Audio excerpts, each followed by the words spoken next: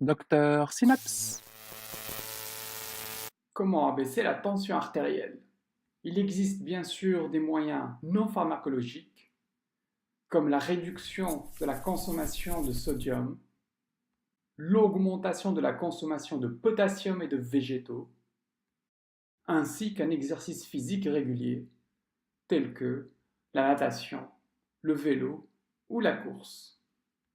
Et cela pendant 30 minutes, minimum 3 fois par semaine. Bla bla bla bla bla. On connaît tout ça, Mehdi. Maintenant, on va parler des médicaments. Il existe plusieurs médicaments antihypertenseurs. Lors de cette vidéo, je vais essayer de faire passer 3 messages afin de bien comprendre le traitement antihypertenseur. L'American Heart Association, l'European Society of Cardiology, la European Society of Hypertension, ainsi que plusieurs méta-analyses, tous concluent que le taux de réduction de la pression artérielle est le déterminant majeur de la réduction du risque cardiovasculaire chez des patients jeunes et âgés, et non le choix de l'antihypertenseur. Notez que ceci s'applique également pour les patients ayant un risque cardiovasculaire augmenté. Deuxièmement, voici quelques règles d'or qui vous permettront de bien instaurer un traitement antihypertenseur. Évaluez tout d'abord le risque cardiovasculaire du patient. 2. Favorisez les médicaments à prise unique, efficaces durant 24 heures. 3. Commencez par une faible dose lors de l'instauration d'un nouveau médicament. 4. Évaluez la réponse et la tolérance lors de l'instauration d'une monothérapie. Et cela après 1 mois de traitement. Si faible ou absence de réponse, ou que le traitement est mal toléré, changez de classe médicamenteuse avec le même principe, faible dose et réévaluée après 1 mois de traitement. S'il existe une réponse mais qu'elle est insuffisante, associée à une bonne tolérance, préférez l'ajout d'un deuxième médicament. 5.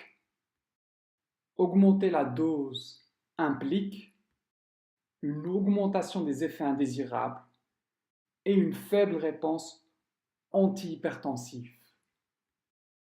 6. Recherchez toujours une hypotension orthostatique et principalement chez des sujets à risque, comme des patients âgés ou diabétiques. Mesurez la pression artérielle couchée et debout. Son diagnostic repose sur l'observation dans les moins de 2 minutes des signes et symptômes suivants. Diminution de la pression artérielle systolique de minimum 20 mm de mercure, ou une pression artérielle diastolique qui diminue de plus de 10 mm de mercure, ou la présence de symptômes d'hypoperfusion cérébrale tels que des vertiges. La dernière règle d'or est d'évaluer l'importance de l'hypertension artérielle. Si l'HTA est en dessous de 20 ou 10 mm de mercure des valeurs cibles, instaurez une monothérapie.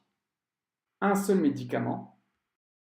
Au-dessus de 20 ou 10 mm de mercure des valeurs cibles, contrôler cette hypertension artérielle nécessitera souvent 2 médicaments. Cette approche minimise les effets indésirables et maximalise la compliance des patients.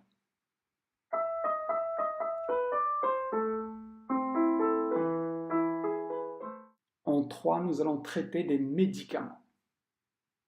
Tout d'abord, les inhibiteurs de l'enzyme de conversion, IEC, comme le lisinopril.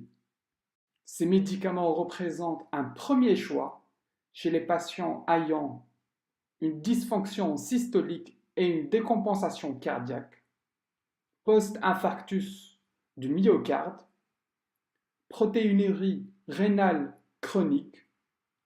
Notez que chez les patients présentant des facteurs de risque cardiovasculaires, les IEC présentent un effet cardioprotecteur indépendamment de la diminution de la tension artérielle.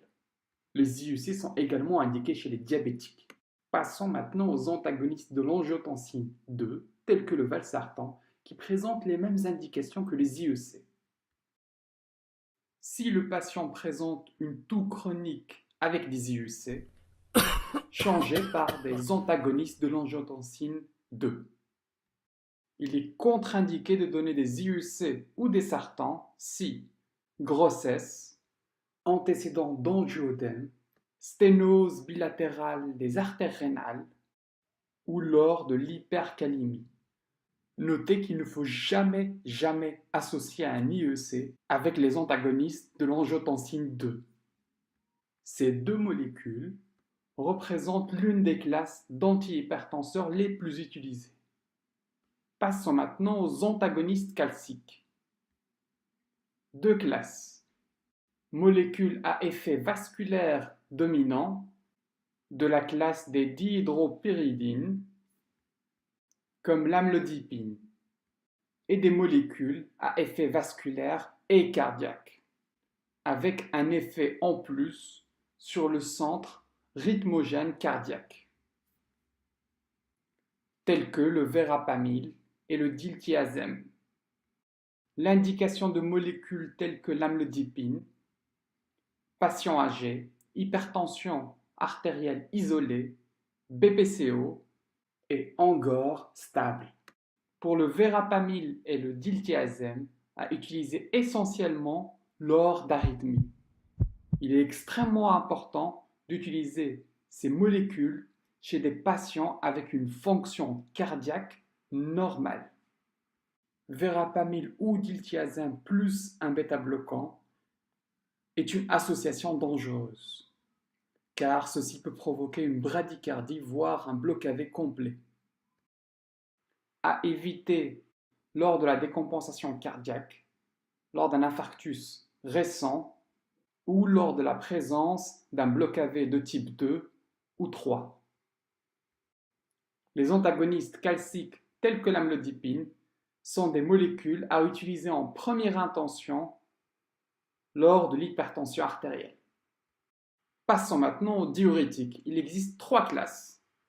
Commençons d'abord par les thiazidiques, tels que l'indapamide, à utiliser essentiellement chez un patient hypertendu avec de l'ostéoporose, permettant de réabsorber le calcium et de diminuer le taux de fracture de hanche par exemple, chez des patients âgés ou lors de l'hypertension artérielle isolée. À éviter chez les diabétiques, lors de la goutte, car augmente la réabsorption d'acide urique. Il est aussi important de noter que les thiazidiques peuvent altérer la vie sexuelle de certains patients actifs. Les diurétiques de Lens, comme le furosémide, l'Azilix ou Burinex. 2 indications lors de la décompensation cardiaque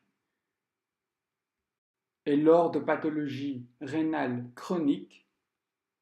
On peut même aller à des doses très élevées de l'Azilix, jusqu'à 1 g par jour.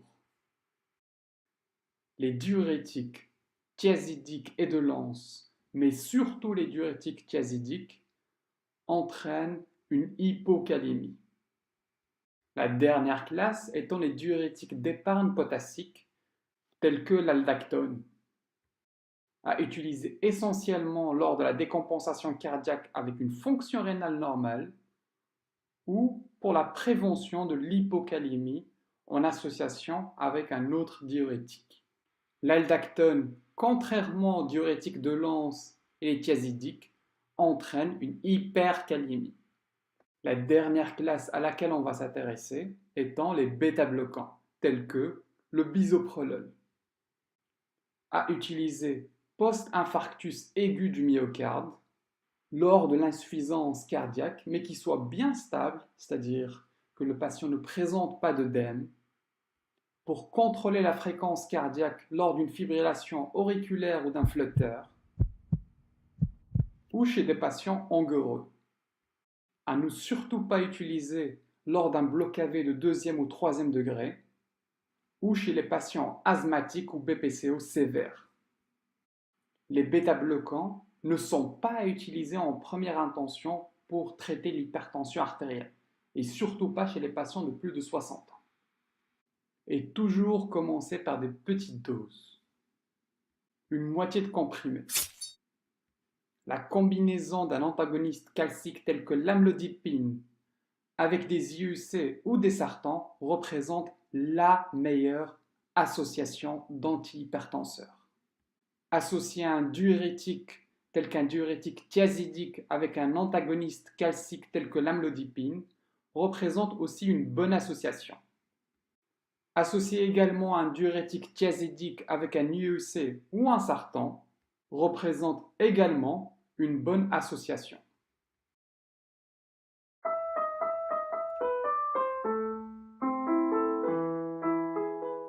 La dernière partie de cette vidéo va être consacrée à des exercices.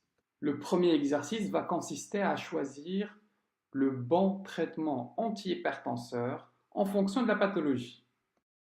Tous les cas de figure que je vais vous présenter représentent des patients hypertendus. Réalisez une pause afin de réfléchir à ces vignettes cliniques.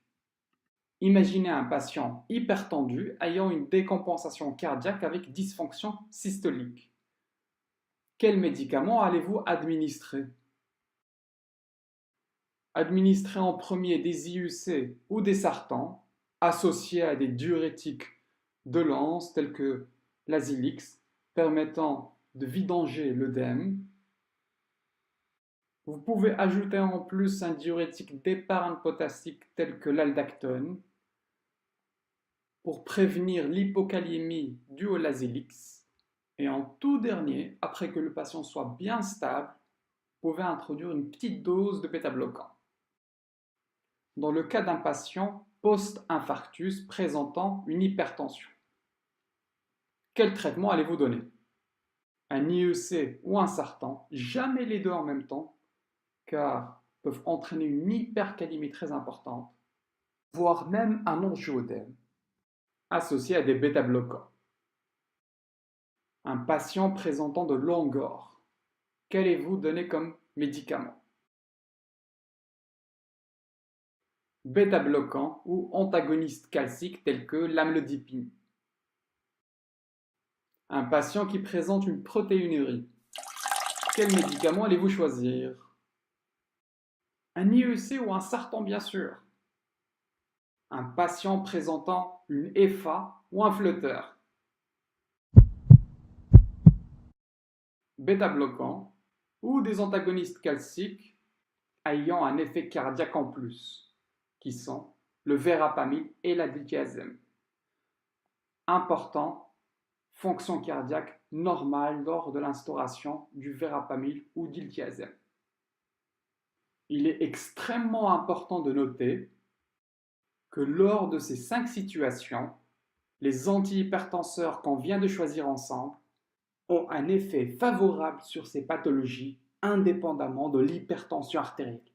Cette fois-ci, nous allons choisir des antihypertenseurs qui pourraient avoir un effet bénéfique sur les situations ci-dessous. Hypertrophie bénigne de la prostate, qu'allez-vous choisir? Des alpha-bloquants, un patient qui présente un rhino. Des antagonistes calciques à effet vasculaire dominant, tels que l'amlodipine, permettant la vasodilatation. L'hyperthyroïdie, vous avez 3 secondes. 3, 2, 1, des bêta-bloquants. Quelqu'un qui tremble, des bêta-bloquants.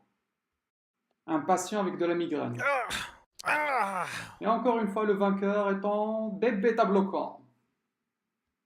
Ou des antagonistes calciques tels que l'amlodipine. Un patient qui présente de l'ostéoporose avec une HTA. Rappelez-vous, c'était quoi? Des diurétiques thiazidiques, car permettent de réabsorber le calcium. Et en dernier, je vous ai concocté une petite surprise. Ce patient se présente aux urgences avec une dyspnée aiguë. Il devra être intubé, sans traitement à domicile, métoprolol, lisinopril et amlodipine. Quel médicament pourrait être impliqué dans la pathologie du patient? Ce patient présente un angioëdème dû au lisinopril qui est un IEC. Je vous présente un autre cas clinique. Après l'instauration d'un traitement antihypertenseur, le patient est ramené par le SMUR avec ce nouveau ECG. Que s'est-il passé et quels sont les médicaments incriminés? Notez que le patient présentait au début un bloc AV de type 2 Mobitz 1 et que le nouveau ECG est un bloc AV du 3e degré. Le médicament responsable était un bêta-bloquant. Autre vignette clinique, femme enceinte qui reçoit un traitement antihypertenseur. Elle accouche d'un monstre. Quel est le médicament responsable? Un IEC ou un sartan. Je vous expose maintenant un premier cas clinique. Un patient âgé arrive dans un état de confusion. On suspecte une intoxication médicamenteuse. Voici son ECG. Essayez d'abord d'interpréter l'ECG et en second, de déterminer le médicament incriminé. Vous êtes face à une hypercalémie.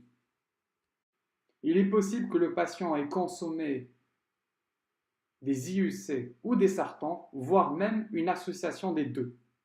Et pour finir en beauté, voici notre dernier cas clinique. Un patient âgé arrive toujours dans un état de confusion avec suspicion d'intoxication médicamenteuse. Lors de la prise de sang, on découvre une hyponatrémie. Le sodium est à 116 mmol par litre. Quel médicament pourrait entraîner cela? Pensez aux diurétiques et surtout les diurétiques thiazidiques. À bientôt! Merci d'avoir suivi cette vidéo. N'hésitez surtout pas à me communiquer vos questions, vos éventuelles remarques et de me proposer les sujets qui vous intéressent.